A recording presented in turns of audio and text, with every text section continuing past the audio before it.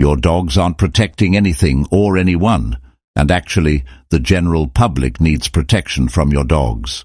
In order for you to be able to say that these things are protecting you, there would have to be an actual threat, something to protect from.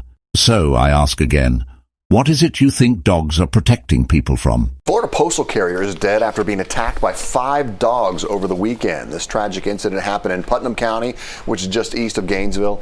Authorities say the dogs attacked Pamela Jane Rock after her vehicle broke down. Neighbors, including one with a gun, heard the 61-year-old postal worker's screams and came to her aid.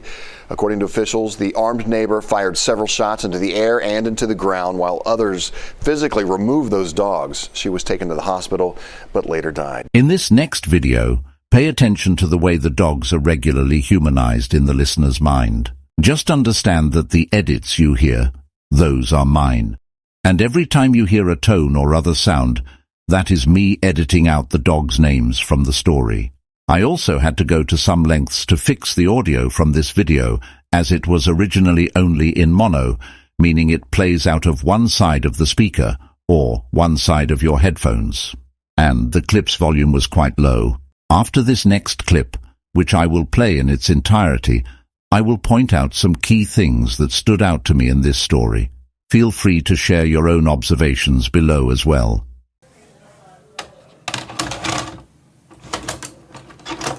They wanted to give him some Valentine love. Around noon Thursday, Tanya Otto had her front door open to get some fresh air. Her pups usually sit by the door to enjoy the cool breeze. I have a big piece of plywood that they can see over and just kind of say hello. Well, they got so excited with the 2 of them and were able to push it down when they saw the UPS truck pull up. That driver was delivering some Valentine's Day sweets for Tanya.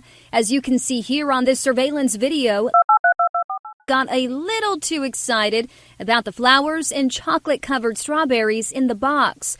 Both dogs bolted out the door. The driver drops the gifts and runs for cover in his truck. Packages went flying, and the guy ran to the truck. I felt terrible because I think he was terrified. I mean, looking at them. Tanya and her neighbor quickly corralled the 2 dogs and apologized for the scare. And I came over and reassured him, they just want to say hi, and he came back out. The driver was startled, but okay. Tanya is happy both he and her gifts survived the chase. So I was concerned that the vase was going to be shattered, but it wasn't. It survived, so everything was perfectly fine. Notice the way they claim these beasts wanted to, quote, give him some Valentine love. This is the first thing you hear. But look at the 2 hellhounds coming out of that house. These are the kinds of dogs anyone with an intact survival instinct would cross the street to avoid getting near. Like we all die. It's just like a dog I wouldn't walk by. Also notice how they insist on calling these monsters pups. It is important to understand this about dog culture. Dog worshippers these days will refer to any beast, no matter its size or physical capabilities, as a pup, a puppy, a pupper, or even a child, as though it were actually a person. They would even call the dog pictured here a puppy. This is a sickness, plain and simple. They wanted to give him some Valentine love. Her pups usually sit by the door to enjoy the cool breeze. Notice how they claim the dogs are excited, rather than the more accurate assessment of those dogs going into attack mode upon spotting a potential target. They got so excited with the 2 of them and were able to push it down when they saw the UPS truck pull up. But even before that, they tell us how these 2 monsters have to be barricaded by a big piece of plywood. Yet in the same breath, the owner says this barricade is low enough that they can say hello, which is something dogs don't do. Barking menacingly is not a greeting in any polite society, and the way dogs greet other dogs is not at all like our verbalized hello, or the way we simply acknowledge others with a smile, or perhaps a nod or a wave of the hand. Dogs don't do any of this, so nutters need to stop saying that dogs, quote, say hi. This next clip is very telling. Notice how she laughs at the distress her beasts caused this worker.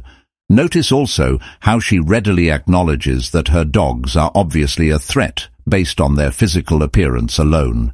And runs for cover in his truck. Packages went flying, and the guy ran to the truck. I felt terrible because I think he was terrified. I mean, looking at them.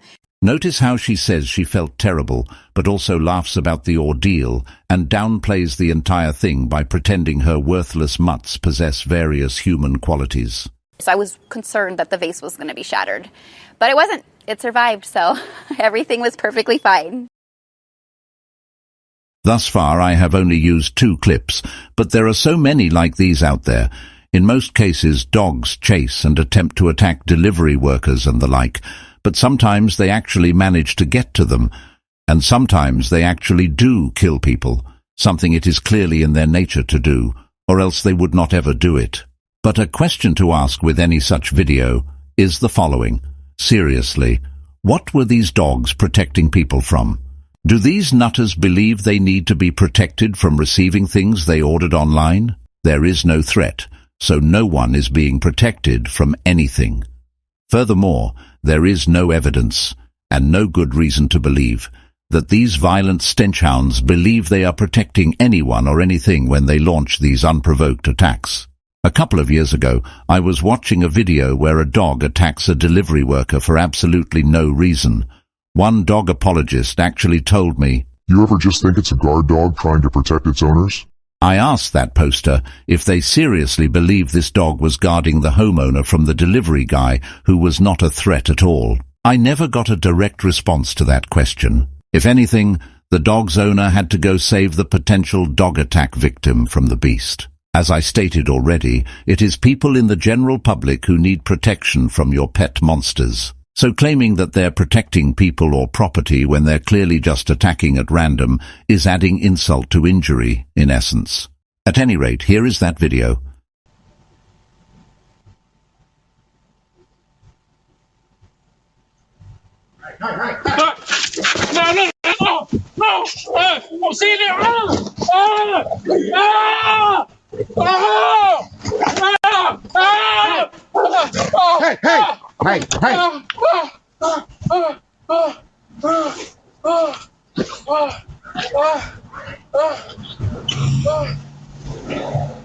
One of the commenters under this video wrote that this poor guy had a near-death experience right then and there. And seriously, what is the necessity for this? This is legal terrorism.